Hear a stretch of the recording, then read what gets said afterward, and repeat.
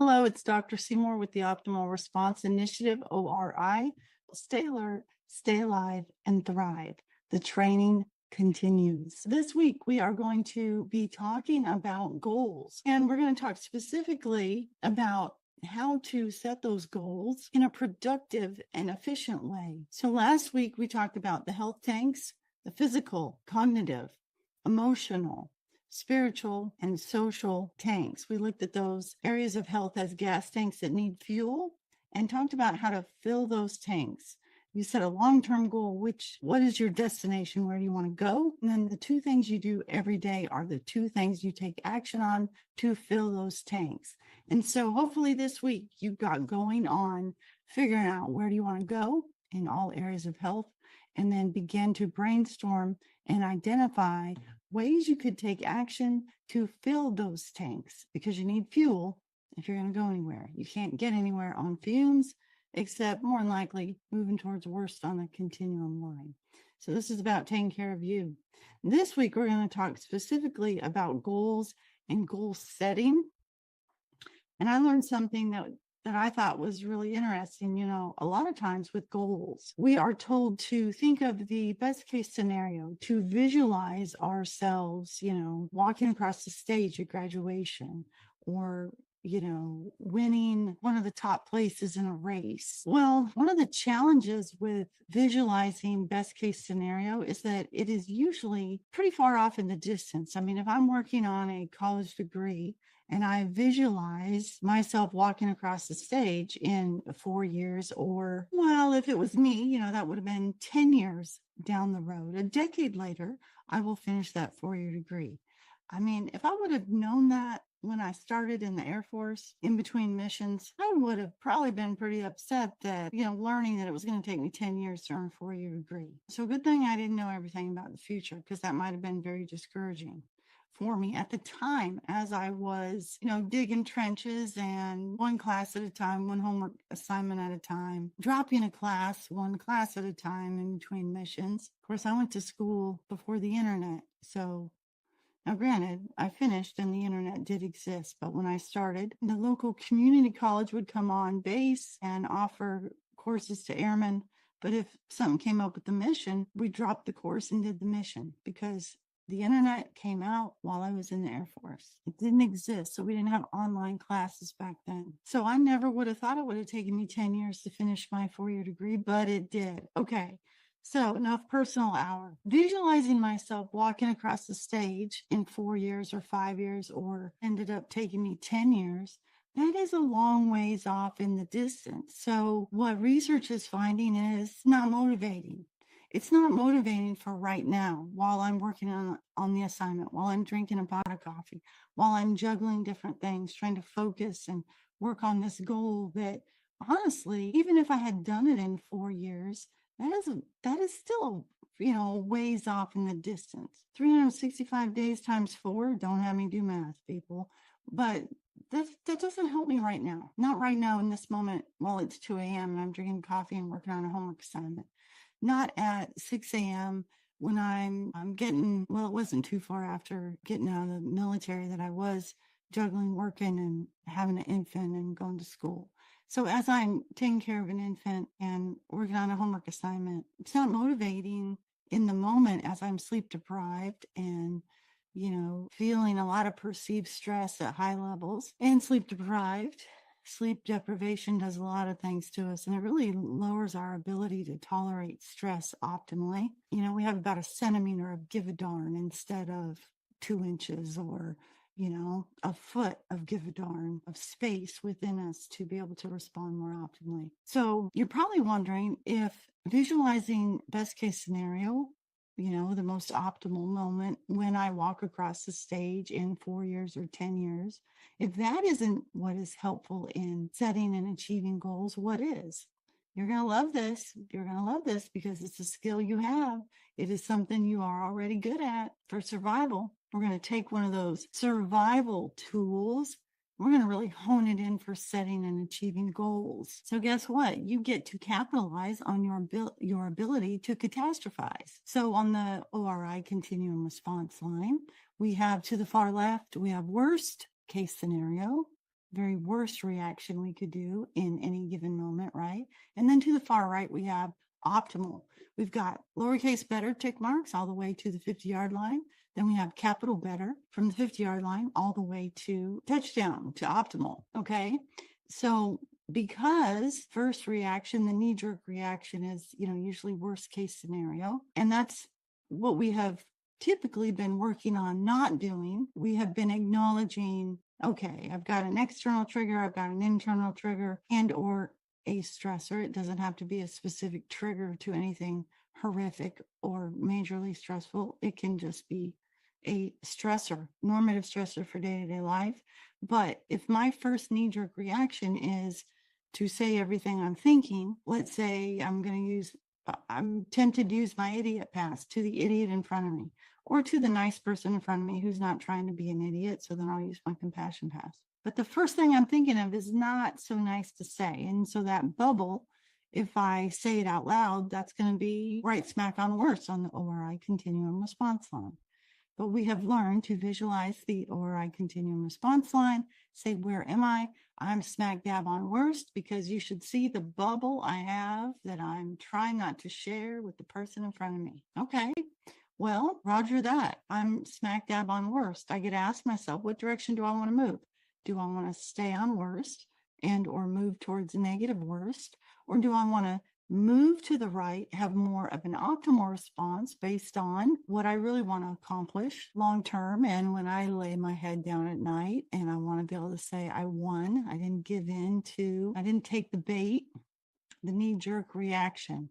I didn't do it. I want to feel better later when I lay down. So we've learned to use the visual of the ORI continuum response line, either use the idiot pass or the compassion pass. And we have to know what is worst, right? Because that's what we're trying not to do. If we have been in a pattern of knee-jerk reacting and saying the first thing that comes to our mind and doing the first kind of knee-jerk reaction thing, it's not working out so well for us. We have to know what that is so that we can begin to catch it when it's about to happen, know what is worst case scenario, because that's going to be our bookmarker on the left.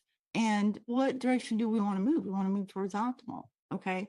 Well, knowing what is worst case scenario is going to be helpful, because we are going to now capitalize on your ability to catastrophize. So in survival situations, it's really good. Think of worst case scenario and have a couple plans, and think of everything that is at cost, everything we could lose, and worst case scenario in a survival situation. It's very motivating, and we just go into action with that. What we're going to do, though, is we're going to take that and we're going to use thinking of worst case scenario for a thriving situation, a thriving fear. So thankfully, in a thriving fear, such as, fear of failing a math test, fear of not being accepted by somebody, fear of being judged, fear of failing myself, fear of failing my family.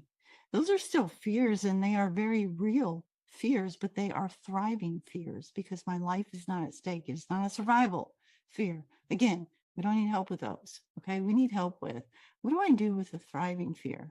And how can I take the information I can gather from a thriving fear? What is the worst case scenario that if this thriving fear comes true, what would happen? We're going to capitalize on your ability to catastrophize, and we're going to use it for your good, not your demise. Did that rhyme? I think it did. I have a tendency to rhyme when I'm talking, but don't ask me to rap. I'm not going to rap. I'm going to share my screen. I'm going to show you this tool here. First off, we're going to look at this one, hopefully.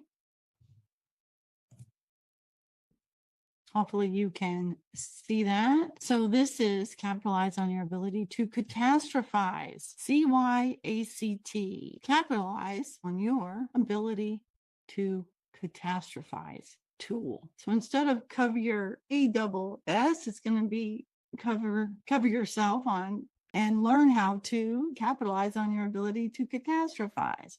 Okay. So worst case scenario here to the left. Worst case, we want to move towards optimal. So if I have a thriving fear, this is the fear I'm going to identify. My fear is not being present with my family at our picnic. So we're going to go ahead and capitalize on our ability to catastrophize. because we're doing it anyway, right? We're already thinking about it, all amped up about it, stressed out about the external things that might go on, the internal things that are going on. We're going to capitalize on our ability to catastrophize from military training, but this is for thriving fears. Okay. So worst case scenario with this picnic is what we want to know where it is, and we want to move away from it. Okay. We want to move away from it to optimal. We want to be motivated by the worst case scenario. So what research has found is that the worst case scenario, the pains, the loss that we might experience in worst case scenario of thriving is actually very, very motivating in the moment. So we don't have to wait 4 years, 5 years, 10 years for that, way out there motivation to get what we need right now to do what we need to do to arrive at that, ultimate destination, because it's too far away. We need something right now. So we're gonna capitalize on the ability to catastrophize, and we are going to think of worst case scenario, man, with this picnic. So if my worst case scenario for failing, not being present with my family at the picnic, I'm going to identify some bullets. Here we go. Well, one of my biggest fears with this whole picnic thing is that they tell me I was not listening again. And I overreact. I stay hyper-focused on all the potential dangers that could happen with a loud noise. And if that loud noise would have not been a false alarm, but remember, this is a thriving situation. So it's a false evidence appearing real sound. If there's a loud noise that happens at the picnic, and of course we're going to, react and scan and see, is it an actual threat or not? Well, it's not, because this is a thriving situation. We are doing thriving training. The training continues here. Okay. So we are recognizing that if a loud sound happens and I scan and I recognize that it is a false evidence appearing real, but I keep focusing on it and keep focusing on it, even though it's a false evidence appearing real fear. That's one of my fears. My fear is that I'll keep doing that. Okay. Then because I do that and I continue to do that, it makes me less likely to be present in the moment. And then the family gets mad at me, and they're sick of me being so over the top. And, the moment goes to heck in a handbasket. Everyone's in a bad mood. We back up, we leave early. They all say I suck. I know I suck. Everyone goes to their rooms when we get home. Nobody talks the rest of the day. It's just another bad memory of me ruining the moment because I, again, was not present. And because I wasn't present, I beat myself up the rest of the day and the week. Everyone stays separate, avoids one another. I avoid even more. Mad at myself. I'm mad at them. I'm really mad at myself, but I'm taking out on them. Okay, so how's that? How is that for possible worst case scenario there if I am not present at the picnic? So we need to go there to identify these things, but don't worry, we're not going to stay here. Now, what typically happens with this vicious cycle of moving towards worst is this is all we do. We think of worst case scenario and then we camp out there, we make s'mores and we, stay there. We think of all kinds of worst case scenarios, and that's all we do. And it continues to make us feel worse and worse and worse. Okay, so I know it doesn't sound very optimal here, but you get to practice the skill. So you get to think of a fear. You're going to capitalize on your ability to catastrophize. You're going to, so let me just read it here. It's your turn. Capitalize on your ability to catastrophize. You can redirect all the energy that was generated from the fear, false evidence appearing real, and use it for your optimal good, not your demise. Look at the continuum line below. First, state your long-term goal. So, what are you working towards? You could choose one of your long-term goals from your physical, cognitive, emotional, spiritual, or social health tanks. You could put your long-term goal there, where you're trying to go as you're moving towards optimal, okay? And then go ahead and imagine worst case scenario. So what is the worst case scenario with that long-term goal? And here's space to list your bullets. Go ahead and just, as they come up, because they're popping up constantly in the mind of thinking of worst case scenario, we have tunnel vision locked in on worst. And it's interesting when we hone in our tunnel vision on something such as worst case scenario, like we're doing right now, if we're staring at worst, and we are actually looking at this handout and we are looking at worst on the continuum response line. So we're honed in on that. Well, figuratively, in our mind, we are imagining all the worst case scenarios that could play out. When we hone our focus on more of a narrowed vision, narrow tunnel vision, it actually alerts the body that, hey, something's going on, because we're literally honing in on worst on the continuum response line, right? Tunnel vision on worst. This causes adrenaline to be increased, dopamine to be increased, and norepinephrine. Did I say adrenaline? Adrenaline, norepinephrine, dopamine. These things actually help me continue to hone in on what I'm staring at, what my tunnel vision is honed in on, which is worst. So because I had this narrowed focus of worst, it is helping me accomplish thinking of all the worst case scenarios. So there's your physiology helping you out with complete this worksheet, which is great if we are doing this worksheet for thriving tasks that we're trying to hone in on worst and figure out what would be the most optimal. We're focused on this task as we're working on this worksheet. You can see how this can be a Charlie Foxtrot if I'm actually at the picnic and I'm trying to be present in the present moment, but I am actually physically, literally, and figuratively in every way at the picnic, but I'm scanning and honing in on threats that I'm looking for, and I have increased adrenaline and norepinephrine and epinephrine, and it's all these chemicals in my body are helping me focus on the threat that I'm determined to find. Remember, I talked about that before. If we're actually trying to enjoy a moment with our family at a picnic, but we are determined to accomplish the goal of finding the threat first, but there isn't a threat, there are no threats. And even if there was a loud noise, I recognize it was a false evidence appearing real. It wasn't a real 911 threat coming at me. It was a false threat. It was a loud noise, but no harm. There's no potential harm here. But I keep looking for the threat first, but there isn't one. Remember, we talked about this before, 1 or 2 weeks ago, about we need to set thriving goals in thriving situations. Because if we set surviving goals of finding the threat before it finds us, but there aren't any threats because we just cleared it, there's no threats. If we do that in thriving situations, it doesn't match. We can't be successful at finding the threat first when there aren't any threats. You can go back to that podcast because I don't think my brain can continue to say all that correctly right now, but you're tracking. And if you didn't hear that one, go back and listen to it. When we are in thriving situations, if we narrow our tunnel vision looking for threats that are not there, what happens is physiologically, we have more adrenaline, norepinephrine, and dopamine that helps us continue to try to find a threat that isn't there. Man, Charlie Foxtrot. So it doesn't work if we're trying to thrive, but we're determined to find the threat. The goal in a survival situation, it's a mess. It's a Charlie Foxtrot, and our physiology is trying to help us find the threat that isn't there. However, going back to this worksheet, with this worksheet, we can use all that physiology to help us focus on worst case scenario on this worksheet because I'm in my office at my house. I'm good, man. It's decreased variables of harm here. Yes, something bad could happen randomly, but it's less likely.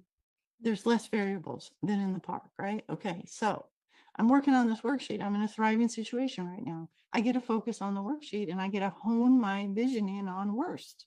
And then figuratively in my mind, I get to think about worst case scenario if I'm not present with my family at the picnic. So I can really accomplish this worksheet, think of every worst case scenario for if I'm not present with my family at the picnic, and I can dang rock and roll on this thing. I can get this thing done and accomplish this successfully. Okay. And honing in on worst, it's going to help me do it. Okay. So why am I having you do this? You're like, Doc, man, I thought we were supposed to think more optimally. I thought we were supposed to not camp out on worst. Well, surprise, surprise, surprise. This is one of those situations where you get to think about worst case scenario because research shows that thinking about a long-term goal accomplishment of, when I finish this degree in 4 years or 5 years or 10 years, it's too far off to motivate me right now.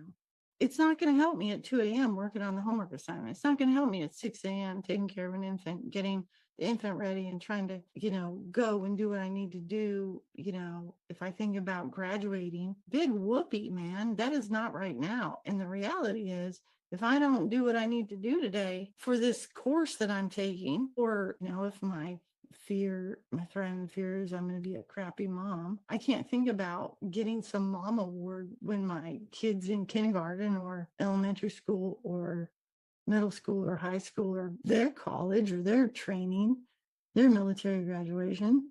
That's way too far off. I'm taking care of a 4-month-old infant at 2 a.m. That is not motivating me. It does not help me. It stresses me out. And actually, the fear is that I will fail at what I'm currently doing. It's very motivating right now. If I think about failing at this thing I'm trying to do, what is the worst case scenario? That's motivating because that's immediate pain. And that is motivating. If I fail this class, if I don't accomplish this assignment, that's pain because I'm either not going to get reimbursed for the course, or it's pride pain because I don't like it when I don't accomplish goals, man. It just gets me all really upset and can't stand failure. Well, I don't want to fail at this goal I'm working on right now, this assignment right here in this present moment. So go ahead and think about failing the class. Go ahead and think about failing at being present with the family at the picnic.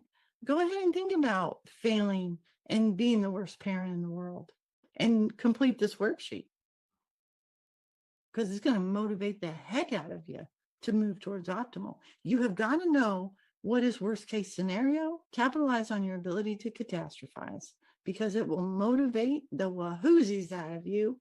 I think I got that word from my grandmother or my great grandmother. I don't know, but the wahoozies, focus on the worst and it will motivate the wahoozies out of you to move towards optimal. Right now, in this moment, it is super motivating because that pain is real, and the barking dogs are on your heels and the fire is hot when you're in the hot seat, and it's right now and it's immediate pain, or tomorrow when you fail the class, or the next time you're going to pay bills and you're not getting reimbursed for the class, for the money that got burned. Think about it. It's motivating to do what you need to do right now. Okay. And then once you do that, once you come up with all those bullets for worst case scenario, then you get to take it to this next worksheet. Okay. So this is a hopes, fears, SOP. And here's how we do this one. You just focused on worst case scenario. So that's the fear of not being present with the family, for example. For the Optimal Response Initiative, if you were taking the Optimal Response Initiative course, class, training, thriving training, and your fear, worst case scenario was that you won't successfully complete ORI. We'll do a bullet sheet for capitalize on your ability to catastrophize, the one that we just did. Okay. Once you do that, though, we're going to take it here to the hopes, fears, SOP, because the failure is telling you what you really hope to achieve. What you hope that you do is move towards optimal. What you hope that you do is succeed and complete the course and get all the stuff you want out of it. So fears tell us what we want. Whatever the fear is, whatever the worst case scenario is, we want the optimal opposite of that. So this is where extremes can be beneficial. I have to know what my worst case scenario is. I have to know what the fear is, the fear of failure and all the worst case scenario bullets that go with that. I have to know what that is in order to move in the opposite direction towards optimal. And this is a worksheet that helps you create the SOP to work towards optimal. Okay, so if my fear is I won't successfully complete this ORI course, then that tells me what I want. The opposite of failing the course is to successfully complete the ORI course. Well, then I get to choose. Am I going to focus on the fear, or am I going to focus on the hope, what I want? Because both are still there. The fears are still there. The creativity that we have with our ability to catastrophize worst case scenario. And by the way, the reason reading a book is way better than watching a movie usually is because humans are creative geniuses, and we come up with the most creative, worst, horrible things in our mind for the outcome for ourselves, way more than Hollywood could come up with. Okay. We do, because you know why? Because once we start thinking about it, we keep thinking about it, and it shows up with frenemies and more worst case scenarios. Yeah. I mean, when they told me and my husband that our son, when he was 5, was going to lose his sight and be blind by the time he was 10. Well, let's just say we cussed, we cried, we did all kinds of things because there was nothing we could do to quote unquote fix it. I wanted to give my son a blue eye. My husband wanted to give him a brown eye, thought he looked like a cool husky or something. And Emory Eye Center in Atlanta was like, nope, the have a recessive gene. My husband has a recessive gene, and then it showed up as an express gene in my son. And they said there's nothing you can do about it. And it was pretty devastating, and that's an understatement. Well, just to let you know, that was when my son was, I don't know, he was 5, 4 going on 5. They said he'd be blind by 10. Our son is 24 and he can still see. So Emory Eye Center doesn't know what to do with us. And here's the scripture I'll give you. We walk by faith, not by sight, not just by sight. We walk by faith, not by sight. So we could have either chosen to focus on the fear in the worst case scenario, or what we wanted to have in the present moment with our son and with our family. And I'll tell you, man, I honed in on worst case scenario. I had to start wearing sunglasses because I couldn't stop. I would say crying, but I mean, I cried myself out. So my eyes were just watering all the time. And so I wore sunglasses inside, and I thought of worst case scenario. I mean, I thought of, he's not going to be able to learn. He's not going to be able to read. Braille's going to be too hard. He's not going to have friends. He's not going to be able to get a job. What is he going to be able to do for a job? He's not going to be able to have a job. And then he's not going to be able to take care of himself. And then me and my husband will probably leave this earth before him. And even if his older sister is still here, I mean, what? Her and her husband are supposed to take care of him. And I mean, literally, I'm sharing you worst case scenario in this mama heart here. I was like, he's going to be homeless, alone on the street. Literally. That is what my brain did. That is what I did. I would like to have not have done that, because I wouldn't have been crying all the time, and I wouldn't have continued to have panic attacks when I saw Braille in public places. And do you know that Braille is all over the place in public places? But if it hasn't been brought to your attention personally, you don't notice it. I started noticing people who were blind all over the place. I mean, it's like I'd never seen them before, and now they were everywhere, and I was having panic attacks, and I couldn't stop crying because I was honed in on worst case scenario, and I was dang good at catastrophizing, my biggest fear, and it was ruling me. It was ruining my health, one of the things, and it was interrupting my ability to use my faith to see beyond mere physical sight, to take action in the present moment beyond what the Emory Eye Center was telling me was a future reality in 5 years, and to get beyond, my fears right now. Before this time, I used to be pretty darn good at, visualizing best case scenario, working my butt off, my tail off, working my tail off and doing what I needed to do. But this one stopped me in my tracks. It was one of the things that stopped me in my tracks. I know what the heck to do. And all I was doing was catastrophizing on worst case scenario. And this was a really, really, really bad one. This for me was way more than failing a math class. I did not want anything to do with teaching my son how to optimally live in blindness, or live by faith in blindness. I mean, I was mad. I was sad. I had extreme emotions. Okay, everybody's super upset now. I mean, geez, yeah. Okay, so sorry, but I'm sure as I was talking about this, you were thinking about your own stuff, and just recognizing how much it can take you out and stop you in your tracks and cause you to literally camp out in cement on worst case scenario. We have got to have a way to get out of that and to move in a different direction. But the value and the benefit of thinking about worst case scenario, it's motivating as heck. It'll motivate the wahoozies out of you. And whether it was failing in math class, or whether it was being told that my son was going to be blind in 5 years, my present condition as a mom, as a human, as a person who was trying to do things and contribute to my life, my family's life, other people's lives, to work towards eventually working with veteran lives, active duty service member lives, and their families. I wanted to do more, but it was way too far off in the future. So the pain of worst case scenario motivated the heck out of me to begin to experience less pain by moving towards optimal. And it was very, very, very motivating because it was like either I do something else or this thing's going to take me out, man. And what I mean by take me out is, like way more than my get up and go got up and went. Like if I got to a place where I wasn't functioning at all, that was terrifying because I had kids to take care of and I had things I wanted to do. This isn't camped out on worst in cement. It's not what I envisioned for my life. And all the things I'd been through up to this point, I couldn't let that be wasted, man, and quit here or stop here or not be able to move here. And even though I didn't want to quit, not be able to move outside of quit. Okay, I'll stop. Was that a decent example? I think you all are tracking. We've got to take the fear and the worst case scenario to create an SOP for what we want, which is the opposite. We hope for what we want, which is way over here, opposite direction of worst case scenario that we have catastrophized the heck out of for the purpose of our good, not our demise, to have us move towards optimal. So, warning to the listeners, if you are not going to do this entire exercise, if you are not going to do both worksheets, don't do any, okay? Because if you only do capitalize on your ability to catastrophize, you're just going to be worse off. Don't only do part A. You have to do part A with part B. If you want to feel worse than you feel right now, only do the capitalize on your ability to catastrophize worksheet and nothing else. Okay? That's not what you want, though. This is thriving training. You just got to recognize that they go together. Okay? So once you do the cap on one fear, one at a time, one fear, capitalize on your ability to catastrophize, do all the bullets of worst case scenario for thriving situations, not survival, no survival situations. No, we don't need help with that.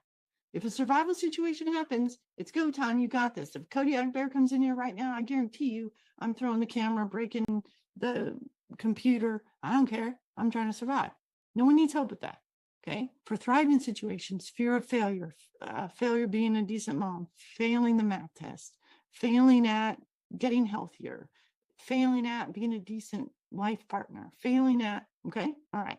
So you do the capitalize on your ability to catastrophize for one thriving fear and, catastrophize the heck out of that puppy.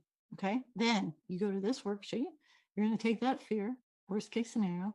The exact opposite is the exact opposite of it. So if my fear was to fail at ORI, obviously I want to successfully complete ORI. So now I get to focus on the fear or what I want, the hope, and I'm definitely going to focus on the hope. So what you do now is you create bullets. What things can I begin doing to increase the likelihood that I accomplish the hope? The fear is here. It's in the peripheral. It's not going anywhere. Fears do not evaporate. But when we turn and hone in on them and look at them and say, hello, I got your number. I'm going to go ahead and hone in on you and think about worst case scenario. And I have to name you and look at you to be able to do that. If I try to act like the fear isn't there, it's there. I'm lying to myself. And that fear is building and creating all kinds of chaos within me and around me. So I can either use the fear for intel for my good or my demise. So we've got to acknowledge it regardless. You got to acknowledge it, get what you need out of it, get the intel, catastrophize the heck out of it. It tells you what you want, which is the opposite. Hope I'm not landing any planes here, moving my hands around like this. Tells you what you want, the opposite. And then now you create bullets for what kind of things can I do to increase the likelihood that I accomplish the hope, which is what I am now honed in on. We're going to use our tunnel vision to increase the adrenaline, the norepinephrine, the dopamine, helps me focus and attend to what I'm honed in on, which I get to choose to focus on the hope, what I want. The fear was valuable, told me what I wanted. It also told me that if that fear comes true, that pain is going to be so painful, I can't even think about it anymore. But now I know exactly what pain I don't want. And just thinking about it to that degree made me motivated as heck right now to begin to take action to move towards optimal, towards my hope. And I get to create an SOP for my hope that I'm honed in on and focused on. So before we were honed in on the fear because we wanted to capitalize on our ability to catastrophize. And we use that honing technique, that tunnel vision, generate those natural chemicals within the body. They're going to help us focus and attend and be creative geniuses with all the horrible stuff that could happen if we fail at this class, or if I fail at being a mom, decent mom, or if I fail at, not thinking beyond blindness. If I just keep thinking about blindness, my health and quality of life, and the health and quality of life of my family and my son, my daughter, my husband, my marriage, it's going to continue to tank out. I gotta get out of this. I got to go the other way. But I had to think about it to motivate the heck out of me to begin to go the other way right now. Because we need motivation right now. We don't need motivation in 5 years or 10 years. Thinking about the most wonderful thing in 5 years from now or 10 years from now, that doesn't motivate me right now to go get it. So, oh yeah, let's go get that. What are we going to do? Walk like a snail and then we eventually get there? That's not motivating right now. 5 years, 10 years, that's a long walk. And I got an infant I'm taking care of at 4 a.m. I got a homework assignment due, one of 5 million to do. So I need something right now that's motivating. And worst case scenario from the fear is motivating the heck out of me. Okay. So you capitalize on your ability to catastrophize, figure out your pain points with the failure, and then go to step B, which is the hope fears SOP. Focus on your hope, which is what you want. It's the opposite of that other stuff you just focused on. The exact opposite. I don't hurt my neck here. I better calm my head down. You focus, you hone in, you focus on the hope, and create an SOP to increase the likelihood that you accomplish the hope. So let's look at this one here. Oh, this one's a blank one for you. So this is a fillable.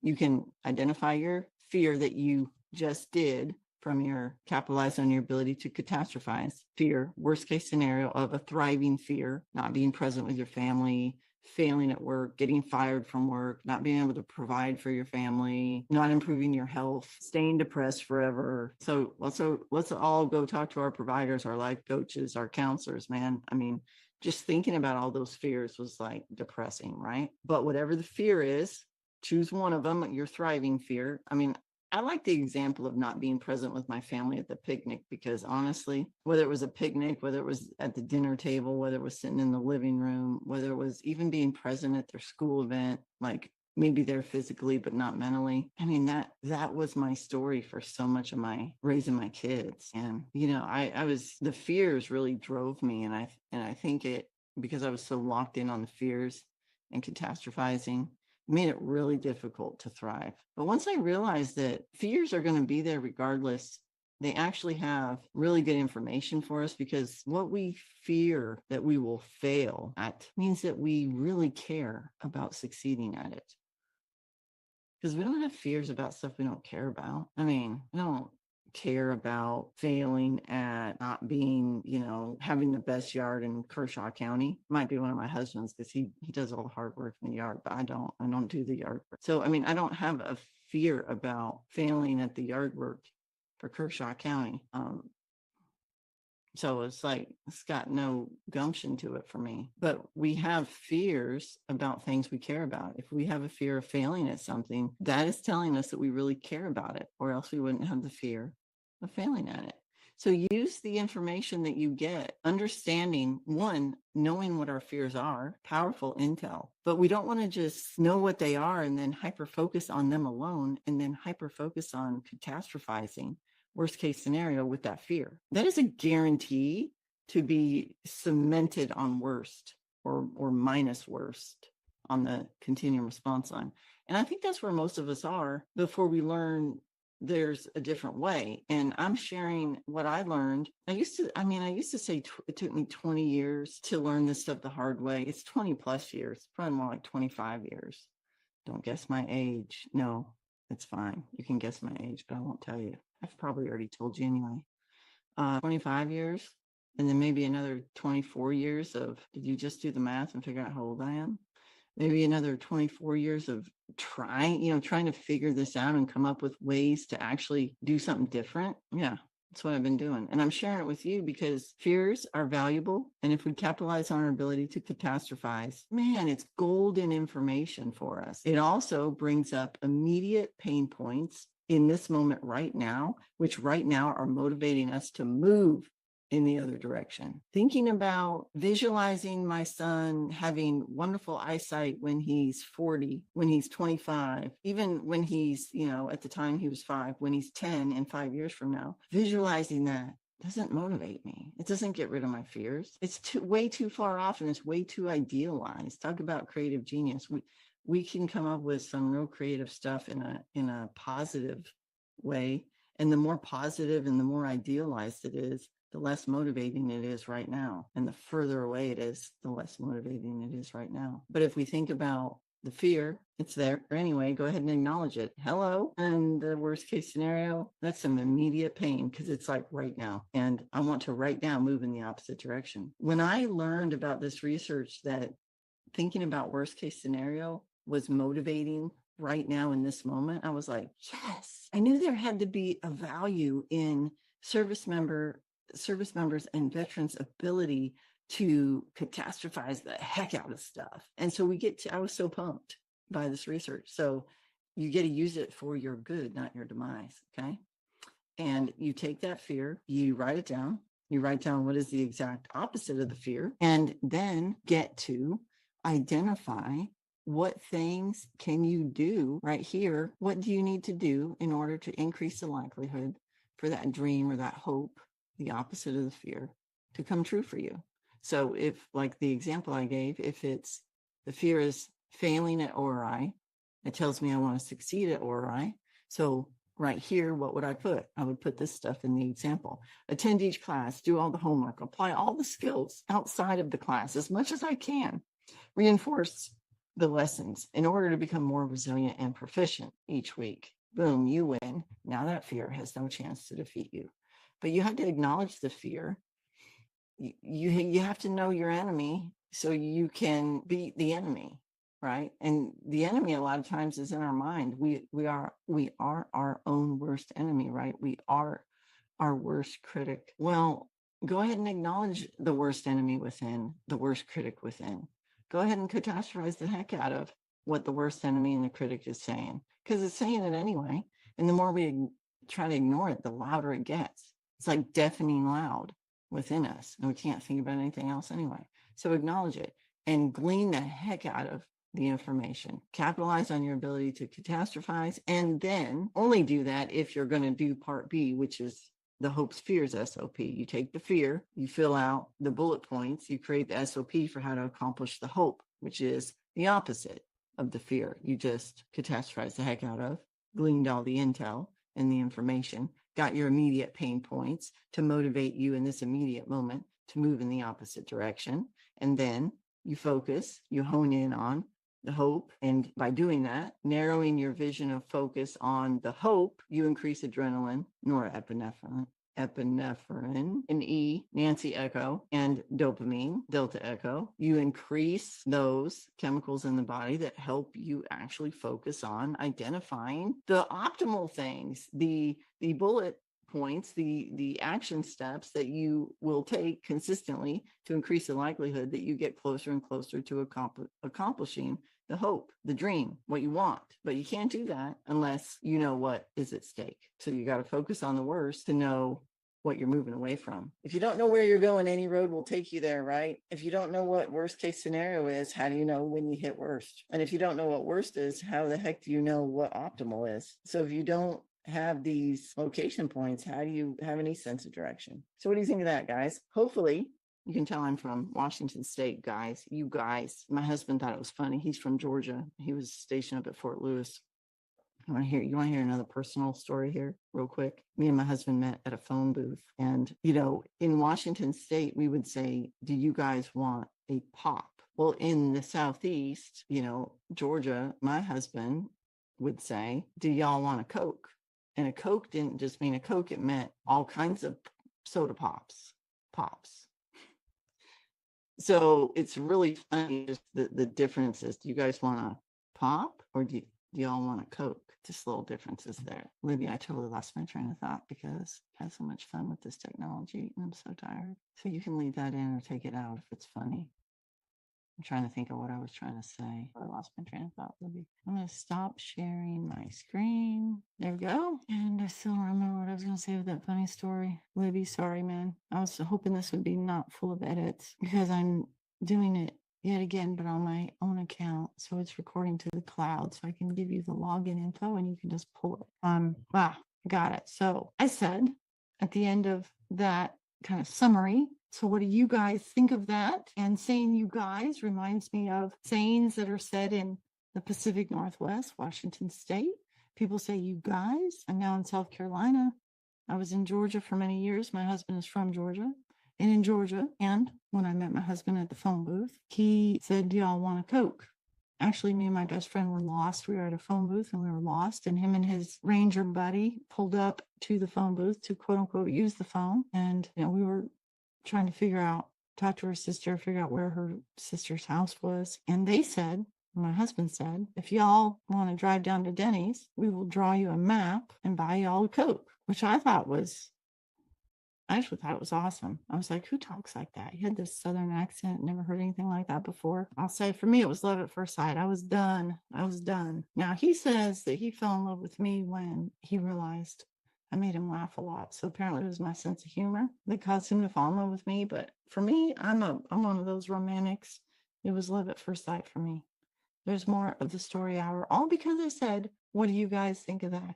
And I gave you a colloquial saying from Pacific Northwest and from the Southeast.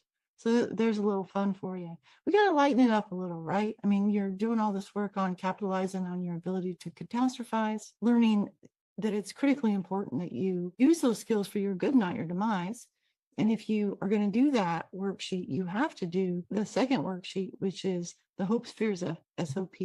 And you do one fear at a time. You do the fear, you capitalize on your ability to catastrophize, and then you immediately put that on the hopes, fears, SOP, write down the fear. And now you're going to hone in on the hope, what you want, which is what the fear told you you wanted. It's the opposite of the fear.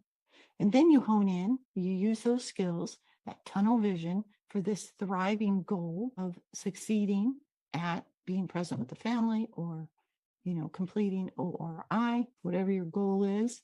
And you think about, okay, what can I do to increase the likelihood that this hope or dream becomes a reality? Go to class, do the assignments, practice, try to put the skills in practice, do my breathing practice, which that's one of the skills. Okay, go to the classes, do the coursework, try to apply what you're learning outside of the course or the podcast. And there you go. There's your SOP for increasing the likelihood that you accomplish what you want versus your worst case scenario. All right, man. So I hope that was fun. I hope that was fun for you all. And these will be listed as bonuses and coming home well and behind the service. And I'm excited to hear about how you use them to not only stay alert, stay alive, but thrive. The training continues. I'll see you next week.